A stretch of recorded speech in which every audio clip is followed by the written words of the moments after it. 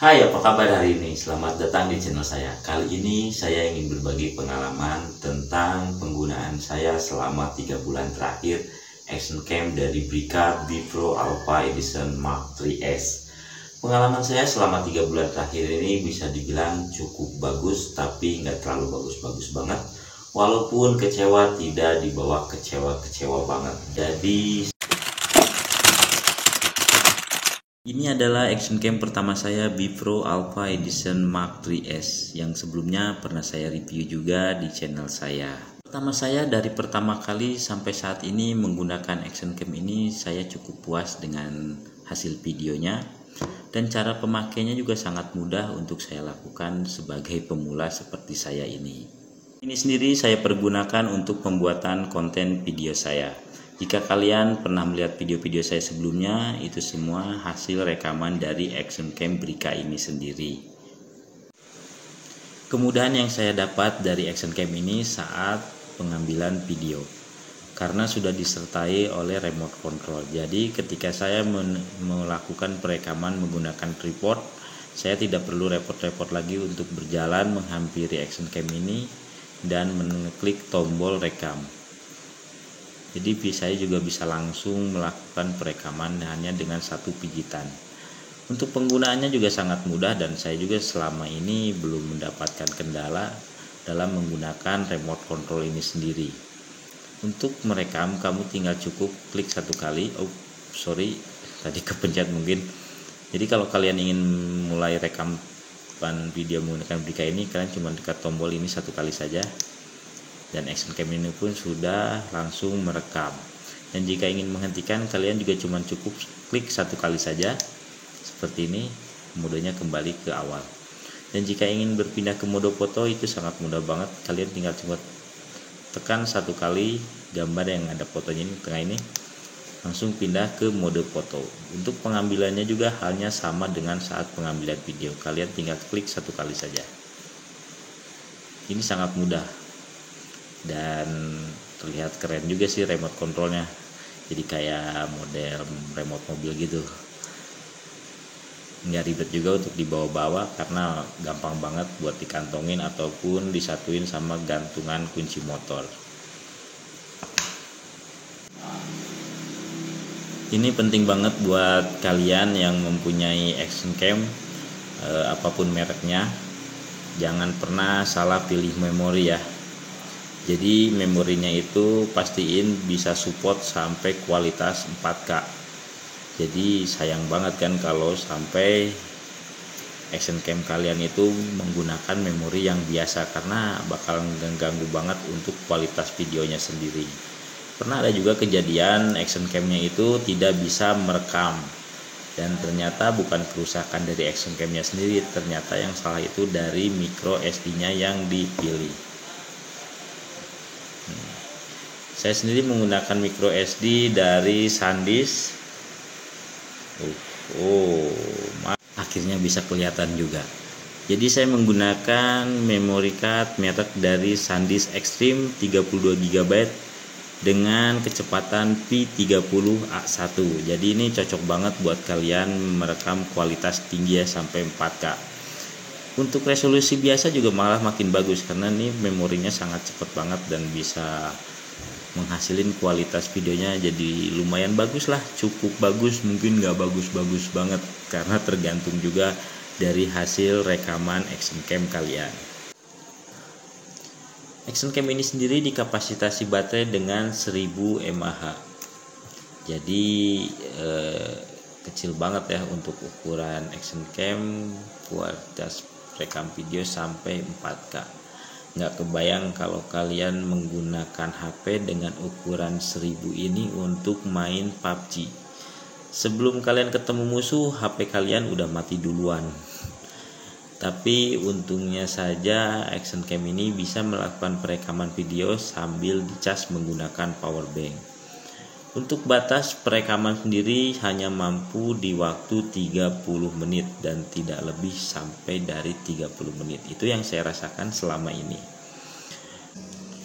Hal yang membuat saya bingung dari action cam ini sendiri adalah ketika saya melakukan pengecasan. baik menggunakan charger bawaannya ataupun menggunakan power bank.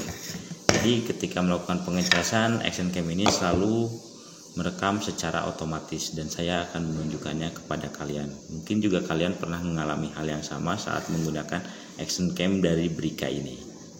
Saya akan menunjukkan bagaimana action cam ini menyala sendiri ketika melakukan pengecasan menggunakan power bank.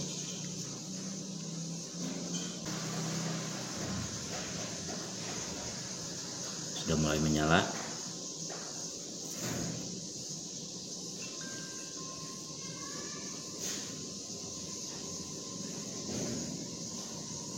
Kalian bisa lihat sendiri di sini dia langsung melakukan perekaman secara otomatis di mode low. Dan ini juga terjadi bukan hanya melakukan pengecasan menggunakan power bank, tapi juga menggunakan charger bawaan. Jadi di sini juga saya akan menunjukkan bagaimana action cam ini sendiri melakukan perekaman secara otomatis menggunakan charger bawaannya. Sebelum saya mengetesnya menggunakan charger bawaannya, kita balikan dulu modenya ke mode kamera atau ke mode video standar. Nah, jadi ketika otomatis itu dia selalu di mode loop. Saat melakukan pengecasan, dia merekam otomatis itu selalu ada di mode loop ini. Jadi kita balik lagi ke mode video biasa, kita matikan lalu kita coba cas menggunakan casan bawaannya.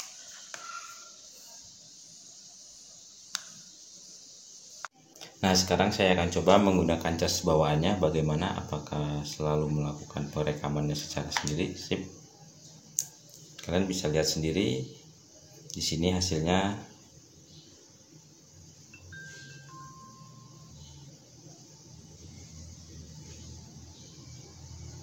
Ternyata sama. Dia melakukan perekaman sendiri. Dan secara otomatis ketika saya melakukan charger bawaan juga sama. Pengalaman menggunakan action cam ini saat melakukan pengecasan bagi saya cukup buruk ya, karena saya juga pernah mengalaminya saat melakukan pengecasan. Ketika saya cas lalu saya tinggal pergi, ternyata setelah saya kembali bukannya baterainya terisi penuh, tapi malah memorinya yang menjadi penuh karena dia terus-terusan melakukan perekaman di mode loop dengan resolusi 4K. Saya pernah coba-coba cari tahu di pengaturan untuk masalah itu, tapi saya tidak menemukannya. Nah, dan saya pun mencoba untuk mengembalikan ke pengaturan pabrik. Dan ternyata hasilnya pun cukup puas ya. Setelah melakukan riset, ternyata setelah dicas, action cam ini sendiri tidak melakukan perekaman secara otomatis saat dicas. Tapi ketika saya menggunakan power bank kembali, kejadian itu pun terulang kembali. Jadi mungkin menurut saya itu pengaruh dari power banknya sendiri atau mungkin dari action camnya yang tidak mau melakukan pengisian daya baterainya menggunakan power bank. Tapi buat kalian yang pernah mengalami hal yang sama dan bisa tahu ataupun tahu solusinya bagaimana, kamu juga bisa sharing-sharing di kolom komentar untuk masalah ini. Sampai saat ini juga saya tidak mengalaminya dan saya pun mulai tidak peduli dengan action cam ini yang selalu melakukan pengrekaman secara otomatis saat melakukan pengecasan. Ya, terima nasib aja deh. Tapi untuk semuanya saya rasa action cam ini bagus dan saya pun puas dengan hasilnya. Pengaturan di action cam ini sendiri bisa dibilang menurut saya sangat mudah untuk digunakan. Cocok buat saya yang bagi pemula yang gak terlalu paham untuk setting-setting video seperti ini.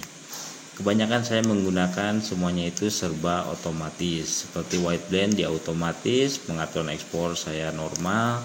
Untuk mode metering saya bawaan dari awal, saya nggak pernah ganti-ganti untuk mode ini. Ketajaman saya menggunakan ketajaman tinggi, kualitas video tinggi.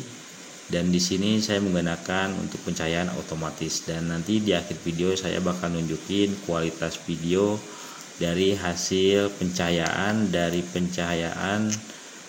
800 sampai yang terbesar. Untuk ketajaman dan kualitas video, semakin kalian jika menggunakannya di ketajaman seperti ini, seperti yang saya lakukan nih, kualitas video tinggi, ketajaman tinggi, ini akan memakan banyak ruang di memori kamu. Tapi emang kualitasnya juga cukup bagus dan bisa dibilang bagus lah untuk ukuran seperti ini. Untuk ACE saya selalu aktifkan karena saya selalu menggunakan action cam ini sendiri untuk saat melakukan motovlog jalan-jalan, karena akan lebih stabil dengan menggunakan ACE ini sendiri. Di pengaturan selanjutnya ada pengaturan seperti rotasi. Untuk rotasi ini jika kita hidupkan, rotasinya menjadi terbalik. Ada untuk menghidupkan WiFi, informasi WiFi, reset, frekuensi. Untuk frekuensi sendiri ini untuk jarak ya, jadi jaraknya bisa kalian atur sendiri. Indikator LED seperti yang biru ini. Layar mati otomatis kalian bisa atur di ukuran 1 menit, 2 menit, sampai 30 second ya, mungkin paling lama ini 2 menit ya, tapi saya taruh di 1 menit saja. Daya mati otomatis kalian juga bisa setting, jadi setelah 3 menit 5 menit ini action cam ini akan mati secara otomatis. Jadi jika kalian habis menghidupkan atau mungkin kalian lupa untuk mematikannya, jadi action cam ini bisa mati sendiri. Ini tombol sedang, ini seperti ukuran untuk suara tombol ya, jadi bisa di tinggi, sedang ataupun rendah, tapi saya setel di sedang saja karena tidak terlalu berfungsi juga buat saya. Mode berkendara untuk kalian yang suka melakukan kegiatan motovlog, touring seperti itu menggunakan action cam ini, jangan lupa mode berkendaranya itu dihidupkan. Saya juga nggak terlalu paham mode ini, kalau dihidupkan itu sama tidak dihidupkan itu rasanya sama saja, tidak ada pengaruh yang saya rasakan sih. Tampilan bahasa Indonesia, ini untuk format waktu, pengaturan waktu, pengaturan tanggal, dan ini untuk format kartu memori, dan ini untuk informasi perangkat kita yang kita gunakan. Ini untuk pengaturan kembali ke pabrik awal atau yang istilahnya di reset ulang kembali. Untuk pengaturan white blendnya sendiri di sini ada 4 mode. Nanti di akhir video saya pun akan memberikan hasil dari rekaman menggunakan mode-mode white blend yang ada di sini. Dan di sini juga terdapat mode metering seperti ini. Saya juga akan memberikan hasil rekaman dari beberapa mode di mode metering ini. Jadi nanti kalian bisa lihat hasilnya sendiri dan kalian juga bisa membandingkan bagaimana hasilnya. Untuk kalian mungkin yang lebih tahu tentang atau tips-tips yang bisa untuk melakukan settingan di action cam ini, kalian bisa juga tulis-tulis di kolom komentar.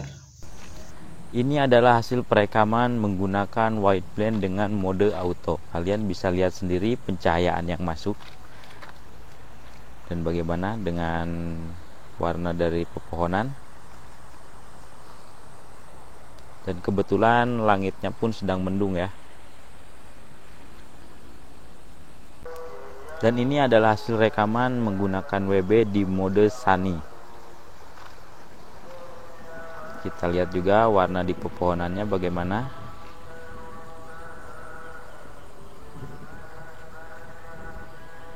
Atas, pegunungan.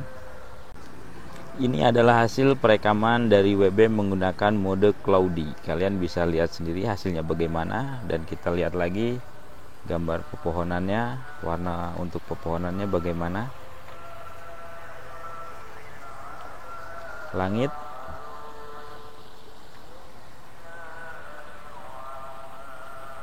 dan ini adalah hasil perekaman di mode Instant Dyncan ya.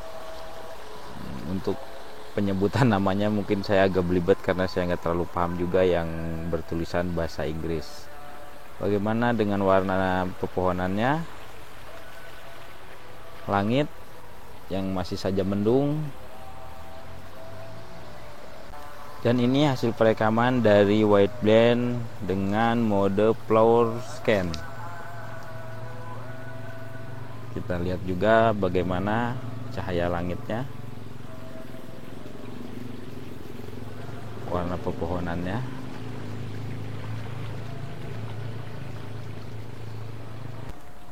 Dan ini adalah hasil perekaman menggunakan mode metering di mode upper metering. Jadi kalian bisa lihat sendiri bagaimana pencahayaannya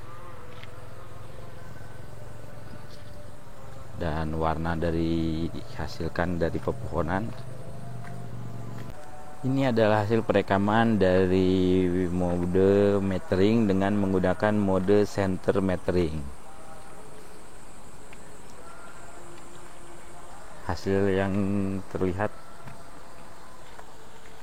untuk pepohonannya sendiri, langit. Dan ini adalah hasil rekaman dari mode metering menggunakan mode spot metering.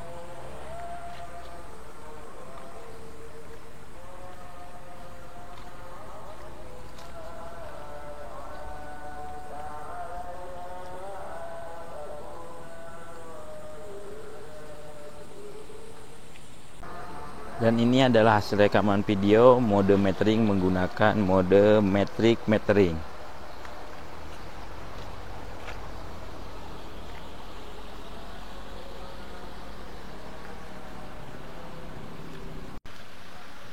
Ini adalah hasil rekaman dari action cam di saat malam hari dengan pengaturan pencahayaan otomatis. Kalian bisa lihat sendiri bagaimana hasil pencahayaannya. Dan ini adalah hasil perekaman dari ISO di 1600 dan inilah hasilnya. Kalian bisa lihat sendiri bagaimana menurut kalian hasilnya. Dan ini adalah hasil perekaman video di ISO 3200. Dan kalian bisa membandingkan bagaimana kualitas videonya.